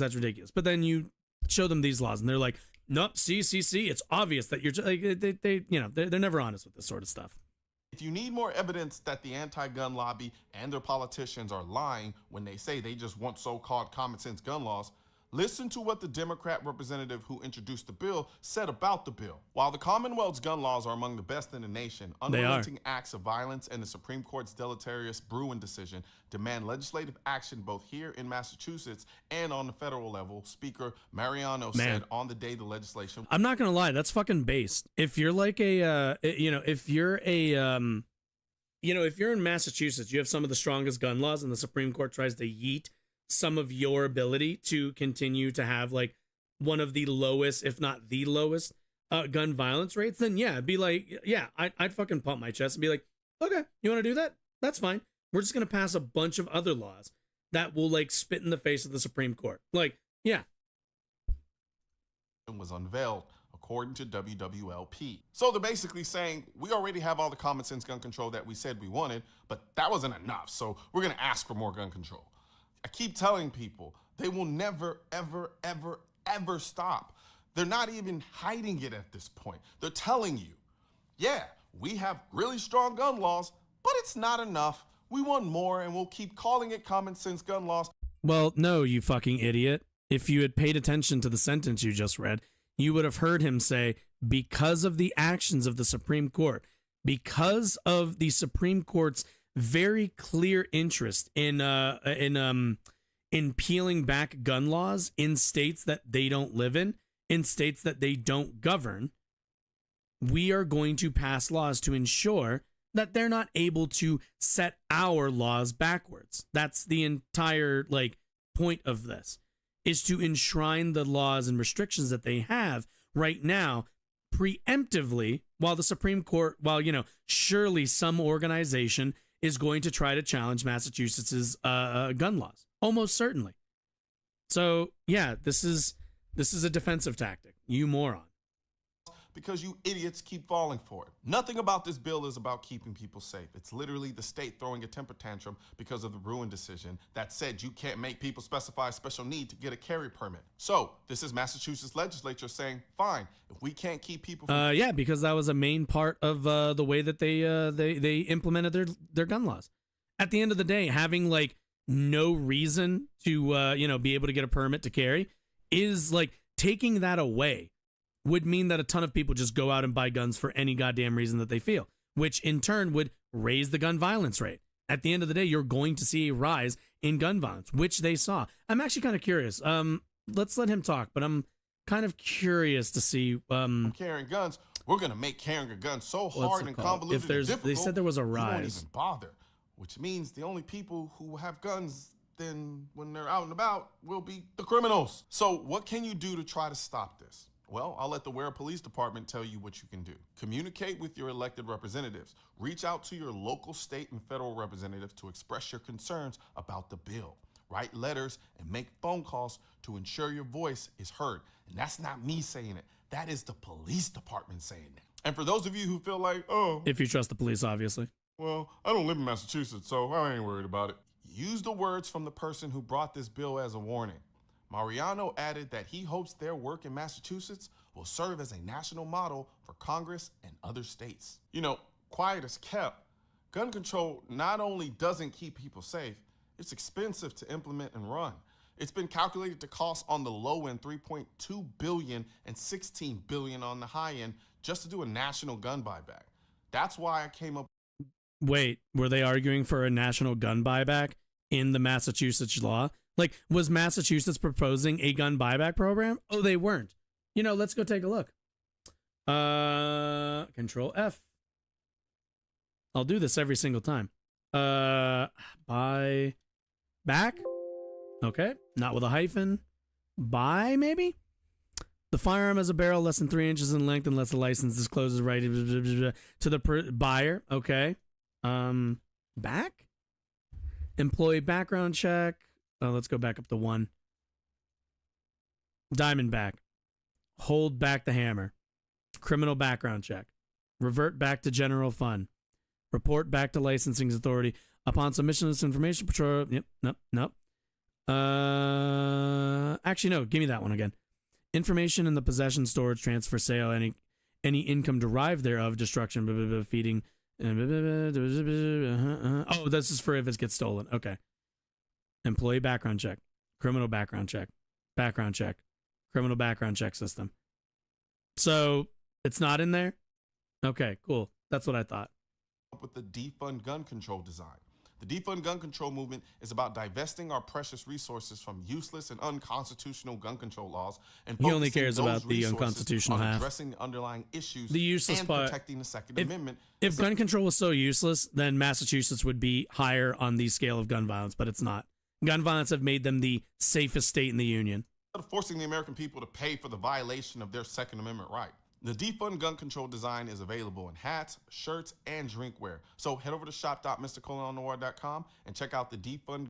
Yeah. Buy his merch. Okay, so this isn't like an amazing source. I don't love this, but let's see. Gun violence prevention is more important than ever. The new year, as the pandemic continues to exacerbate. Increased gun sales, continued gun violence, increased risk of suicide and domestic violence, and an increase in city gun violence. In 2020, gun violence was up over 50% in Massachusetts. So it seems like there was a rise. When did Supreme Court do the Supreme Court ruling guns? Key gun control measures is in the crosshairs. Supreme Court advocates new SCOTUS. Gun rights ruling will clarify. Okay, so was this expand gun rights with nation divided? In a can you go away? I don't know why their header always does that. In a major expansion of gun rights after series of Thursday, have a right to carry firearms. Public self-defense ruling likely. About 1/4 of the population lives in states expected to be affected by the ruling. Across the Thursday undercoat. I'm assuming it's this then. So this was what, last summer? And this was, so maybe this isn't what they're talking about. I want to see, maybe 2022? We might not have 2022 numbers yet. Gun deaths, but large disparity. We can see, I don't think this is going to have the information I'm looking, the specific information I'm looking for. No, I think we only have Pew Research up to 2021, dude. Well, let's see. CDC 2022. Massachusetts gun violence. Dropped slightly, but we're still high. Okay. From the Trace, never heard of these people, but let's see. Let's see. Gun deaths fell slightly in the United States in 2022 with homicides. A total of 48. Well, but I want Massachusetts. Let's see. Gun death rates. Ooh, okay. Yeah, I just want to see that year contrasted. Or I guess we haven't seen the second half of the year yet. I don't know if we have data yet, quite frankly. I'd be interested to see though. Because if we find that after the Supreme Court ruling, there was a tick up in gun violence in the state of Massachusetts, then we can kind of tie that to the obvious, we can tie that to, oh yeah, when you allow more people to frivolously buy firearms, then you're going to see a rise in violence with them. Gun control collection. Guns aren't political. That's why I need your help getting this. They are. You run a political channel, you dipshit. God, I hate this guy. I genuinely do, mainly because he's every irresponsible gun owner rolled up into one convenient black guy to make all the points. Because having a white guy do all these points would be way too politically toxic. But yeah, I don't know if I can read all of this. This is rather long. But yeah, there's a reason why, like, if those are the two things that you have to register your magazines and you have to you have to have a license, then like not really a big deal in my opinion. Again, Massachusetts has gotten it right a lot more consistently than everybody else. So I think I'm willing to see their knowledge on this one. But okay. So I actually have to get going. So what I'm thinking is, okay, so there's a video from this channel called Baggage Claim. I've never heard of it before, but it looked pretty sussy. And I watched a little bit of this like activism video. I want to watch that, but I think we'll do that Thursday. We'll watch that Thursday and kind of go over that along with whatever other news. I mean, I'm assuming our internet doesn't. No, what am I saying? Internet. Fucking electricity was out for hours. But assuming everything goes normally, we'll be back at 7 on Thursday. Otherwise, if you enjoyed any of what you saw, if you learned anything, if you lurked in chat, if you just like hanging out, or if you're just like, a really nice person, you can go ahead and hit the subscribe button on YouTube. Hit the follow button on Twitch. Really helps me out, helps the channel out, just helps keep things moving here as we kind of try to, build this up as much as I can. Otherwise, I'll see you all Thursday. Yeah, everyone have a lovely afternoon or night, depending on where you are in the country. And yeah, bye-bye.